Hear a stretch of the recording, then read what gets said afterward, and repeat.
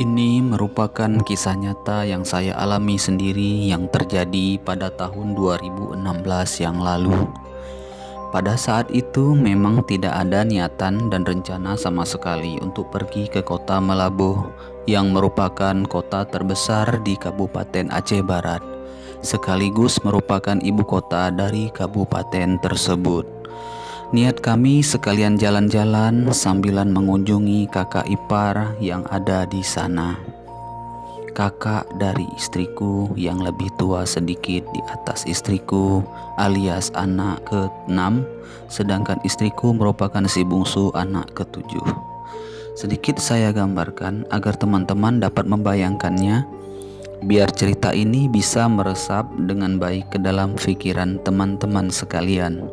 Kabupaten Aceh Barat adalah kabupaten yang terletak di bagian pesisir barat pantai Aceh yang berhadapan langsung dengan Samudra Hindia. Agar kita semua bisa sampai ke kota Meulaboh tersebut, akses bisa dicapai melalui jalur udara, laut, dan darat. Dalam kisah saya ini, saya melakukan perjalanan melalui jalur darat. Jalur darat sendiri dapat ditempuh melalui jalur kota Takengon, Kabupaten Aceh Tengah, jalur kota Tangse, Kabupaten Pidi, jalur kota Banda Aceh melewati 3 pegunungan, yaitu Pegunungan Kulu, Pegunungan Guruteh, dan Pegunungan Paru. Dan ada satu lagi jalur darat, yaitu melalui kota Medan, Provinsi Sumatera Utara, via kota Sidikalang, Kabupaten Dairi yang masih Provinsi Sumatera Utara, dan dilanjutkan ke kota Madya Subul Salam, Provinsi Aceh. Jalur yang saya lalui yaitu jalur kota Banda Aceh yang akan melewati 3 pegunungan, yaitu Pegunungan Paru, Pegunungan Guruteh, serta Pegunungan Kulu. Lintasan 3 pegunungan tersebut merupakan lintasan yang sangat berbahaya dan angker, yang mana telah memakan banyak korban. Korban yang mana kebanyakan meninggal dunia di tempat secara tragis serta meneteskan banyak darah di sepanjang jalan tersebut. Di samping karena keangkeran jalanannya, dahulunya pada masa tsunami Aceh tahun 2004, di sepanjang jalan lintas kota Banda Aceh Meulaboh habis rata tersapu tsunami, termasuk rumah-rumah penduduk yang ada di sepanjang jalan tersebut, yang mana jalan lintas tersebut sangat dekat dengan lautan, hanya beberapa meter saja dari lautan. Jadi bisa teman-teman bayangkan gimana angkernya jalanan tersebut, yang dahulunya tempat di mana banyak mayat-mayat korban tsunami bergelimpangan. Ada yang terbawa sampai ke pinggiran bukit-bukit yang ada di tepian jalanan tersebut. Ada juga yang tersangkut di pepohonan, dan ada juga yang terkubur bersama endapan tanah berlumpur di sekitaran jalur lintasan tersebut. Wallahu a'lam. Sungguh mengerikannya jalan lintas yang saya lalui tersebut, yang mana saya melalui jalanan tersebut di waktu tengah malam hingga menuju ke waktu subuh. Baiklah teman-teman sekalian, untuk mempersingkat waktu, langsung aja kita masuk ke isi ceritanya. Cerita diawali dengan keberangkatan saya sehabis sholat zuhur, yang dimulai dari rumah saya sendiri yang berada di kota Kuala Simpang, Kabupaten Aceh Tamiang, Provinsi Aceh. Berangkat sekitar pukul 2 siang menggunakan mobil pribadi berjenis minibus 3 baris penumpang. Saya tidak berangkat sendiri, melainkan bersama istri. Pada saat itu kami belum memiliki anak, serta 2 orang kemanakan dan seorang kakak ipar yang merupakan ibu dari 2 orang kemanakan tersebut. Pada saat keberangkatan, posisi duduk di dalam mobil di sebelah saya adalah istri saya. Pada baris kedua diduduki oleh kakak ipar beserta kedua anaknya. Sedangkan di baris ketiga hanya diisi oleh barang bawaan selama perjalanan. Sekitar pukul 2 siang perjalanan pun kami mulai dengan bacaan doa dan serta berkeyakinan penuh semua akan baik-baik saja, dan mobil pun dalam keadaan baik serta sehat walafiat. Langsung mobil pun saya starter. Suara mesin pun terdengar, pertanda mobil siap dijalankan. Dengan memijak pedal gas secara lembut dan perlahan, di awal keluar dari lorong perumahan menuju jalan lintas Medan Banda Aceh, tepatnya di Desa Sriwijaya. Dari Desa Sriwijaya, Kota Kuala Simpang, awal perjalanan dimulai menuju Kota Langsa terlebih dahulu, yang berjarak sekitar 32 km atau hampir 1 jam dari Kota Kuala Simpang. Selama di dalam perjalanan kami tidak banyak berhenti. Berhenti hanya dilakukan saat bahan bakar mobil mulai menipis. Karena di sepanjang perjalanan dari Kota Kuala Simpang menuju Kota Banda Aceh sangat banyak bertaburan pom bensin. Jadi kami tidak terlalu khawatir akan hal kehabisan bahan bakar. Setelah Kodia Langsa kami lewati, kami pun lanjut dan terus tancap gas menuju kota-kota selanjutnya. Karena memang tujuan kami untuk makan malam adalah Kota Banda Aceh yang berjarak sekitar 436 km atau hampir 9 jam lagi dari Kota Langsa. Selama dalam perjalanan dari Kota Langsa menuju Kota Banda Aceh, alhamdulillah kami tidak pernah mendapati kendala dalam perjalanan alias lancar-lancar saja. Setelah hampir 9 jam perjalanan, akhirnya kami tiba juga di Kota Banda Aceh sekitar pukul 12 malam. Setelah itu, kami pun berkeliling sebentar untuk mencari tempat makan malam. Akan tetapi, tidak banyak lagi pilihan rumah makan saat kami tiba. Karena sudah sangat larut malam, dan yang tersedia hanyalah kafe-kafe mie Aceh, martabak, dan nasi goreng. Apa boleh buat, akhirnya kami pun singgah di salah satu kafe yang lumayan terkenal akan kelezatan nasi gorengnya. Dan kami tidak lama menghabiskan waktu untuk makan malam, hanya sekitar 20 menit saja. Setelah selesai makan malam, kami pun bergegas untuk melanjutkan perjalanan menuju Kota Melabu. Waktu menunjukkan pukul 12 malam lewat 20 menit. Pedal gas mobil pun saya tekan perlahan untuk meninggalkan Kota Banda Aceh.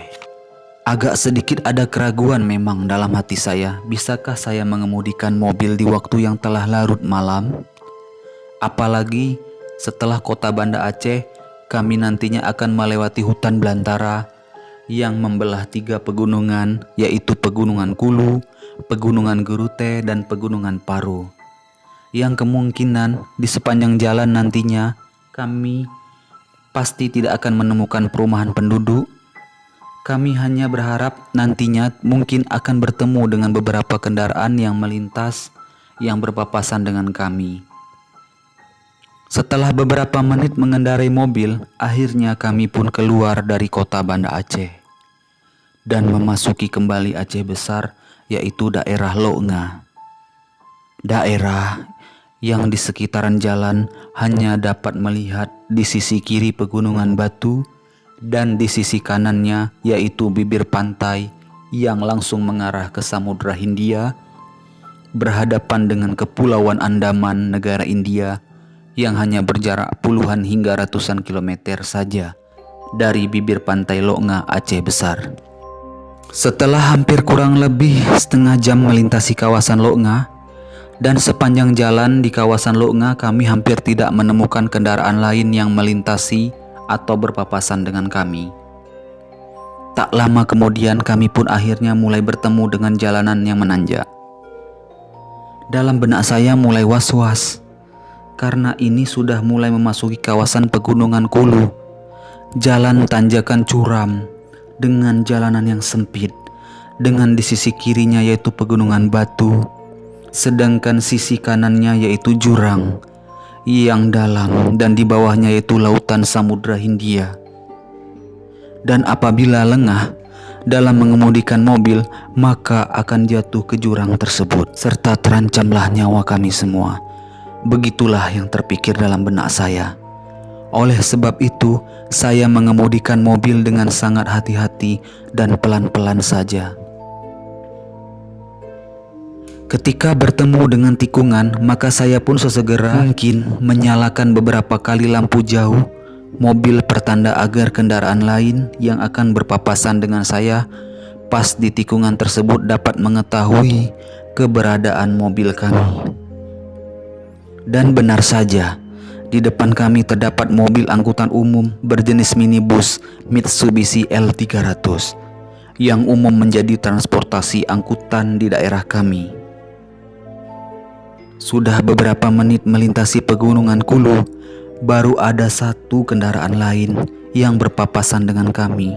Sungguh mencekam situasi pada saat itu.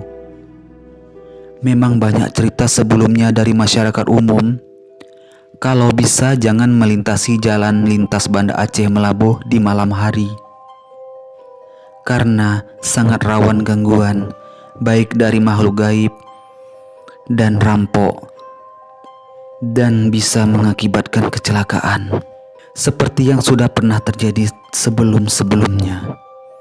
Tapi karena memang waktu kami tidak banyak, makanya kami berpasrah dan tekadkan untuk pergi juga, dan percaya saja bahwa Allah Subhanahu wa Ta'ala melindungi selama di dalam perjalanan. Dan memang terbukti selama di dalam perjalanan tidak banyak kendaraan lain kami jumpain. Setelah hampir 1 jam melintasi pegunungan Kulu, kami pun akhirnya menjumpai kawasan pegunungan yang kedua, yaitu Pegunungan Gurute. Berharap di puncak pegunungan tersebut nantinya akan ada beberapa kedai yang menjual makanan yang masih buka untuk kami beristirahat sebentar sambil minum-minum. Akan tetapi harapan kami pun pupus, karena tidak ada satupun kedai-kedai tersebut yang masih buka, alias sudah pada tutup semuanya. Dan tersisa hanya kegelapan dan kesunyian di sepanjang jalanan melintasi pegunungan tersebut. Pada saat itu waktu telah menunjukkan pukul 1 lewat, dan saya melihat istri yang duduk di sebelah saya pun telah tertidur dengan lelap. Dan saya melihat sekejap ke arah belakang barisan kedua bangku mobil melalui kaca spion di dalam mobil. Kakak ipar beserta kedua orang anaknya juga telah tertidur dengan lelap. Dan tersisa hanyalah saya seorang yang tentunya harus tetap bertahan membuka mata untuk mengemudikan mobil ini. Walaupun pada saat itu saya pun sudah mulai agak merasakan ngantuk, tapi tidak mengapa, karena agak pelan-pelan saya memijakkan pedal gas menyusuri hutan pegunungan dan membelah gelapnya malam yang tidak ada satupun lampu jalanan yang menyala pada saat itu.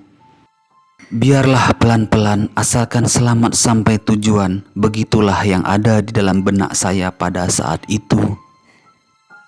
Setelah hampir setengah jam menyusuri pegunungan Gurute, kami pun mulai memasuki pegunungan yang ketiga, yaitu Pegunungan Paro, yang masih di kawasan Kabupaten Aceh Besar. Pegunungan Paro juga sama halnya seperti pegunungan sebelumnya. Hanya saja Pegunungan Paro ini lebih panjang dan lumayan membutuhkan waktu lama untuk melintasinya. Pegunungan ini memiliki medan yang lebih berbahaya dikarenakan jalanan yang lebih lebar dengan tikungan yang menjebak. Karena banyak yang mengira itu jalanan lurus, padahal itu adalah belokan. Biasanya pengemudi sering dibuat lengah oleh jalanan seperti ini. Tak heran jika banyak kecelakaan di sekitaran Pegunungan Paro ini, di mana jalanan lurus dengan trek panjang, tapi tiba-tiba nantinya muncul tikungan yang panjang dan sangat tajam, menanjak dan menurun panjang, dan nanti tiba-tiba berbelok panjang disertai tanjakan. Untuk melintasi Pegunungan Paro ini, para pengemudi biasa dituntun untuk selalu menjaga kestabilan pedal gas dan selalu waspada dengan rem yang mana sewaktu-waktu mendadak dibutuhkan. Setelah hampir 1 jam melintasi kawasan pegunungan Paro ini, akhirnya kami pun memasuki area dataran rendah yang panjang hingga menuju kota Melabuh. Nantinya tidak ada lagi kawasan pegunungan, karena nantinya sepanjang jalan kami akan sering melihat kawasan pinggir pantai dan sesekali akan memasuki kawasan hutan dengan sesekali memasuki kawasan pemukiman penduduk yang jarang-jarang. Hanya sesekali kami melihat rumah nantinya, tapi saya mengetahui hal tersebut saat perjalanan pulang dari kota Melabuh menuju kota Banda Aceh pada siang hari di keesokan harinya. Tapi saat ini saya menceritakan kondisinya pada saat kami pergi malam hari menuju kota Melabuh. Akan tetapi hal tersebut berbanding terbalik saat malam hari, karena kami sama sekali hampir tidak menemukan pemukiman penduduk tersebut. Kenapa bisa seperti itu? Dari sinilah kisah mistis saya dimulai.